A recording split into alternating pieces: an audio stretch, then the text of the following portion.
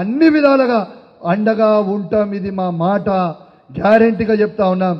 ఇలా మీకు పోలీసు వాళ్ళు కొంచెం ఇబ్బంది పెడుతున్న సబ్జెక్ట్ మాకు కూడా తెలుసు, కానీ వీళ్ళతో ఏం అయ్యేది లేదు, పీకేది ఏం లేదు. మళ్ళా మేము వచ్చిన తర్వాత బిడ్డ మిత్తితో సహా వసూలు చేస్తాం, జాగ్రత్తగా ఉండుర్రి. జిల్లాలో ఉన్న పోలీసులకు కూడా చెప్తున్నాం, మీరు చేస్తున్న ఇష్టం ఉన్నట్టు మీరు కేసులు పెట్టి ఇబ్బంది పెడతా ఉన్నారు, తస్మా జాగ్రత్తగా ఉండుర్రా బిడ్డ. రేపు మళ్ళా మేము ప్రభుత్వం వచ్చినాక మిత్తితో సహా వసూలు చేస్తాం, మీకు గుర్తుపెట్టుకోరే. ఎవరు వదిలిపెట్టాం, అది కానిస్టేబుల్ కావచ్చు, అది డీజీపీ కావచ్చు, సిపి కావచ్చు, ఏసీపీ కావచ్చు, సిఐ కావచ్చు, తస్మా జాగ్రత్తగా ఉండుర్రి. మీరు భయపట్టిస్తే ఎవడు భయపడేటోడు లేడు. మేము అన్యాయం చేసేటోళ్ళ మౌరం కాదు. అన్యాయంగా కేసులు పెట్టి కార్యకర్తలను ఇబ్బంది పెడతా ఉన్నారు.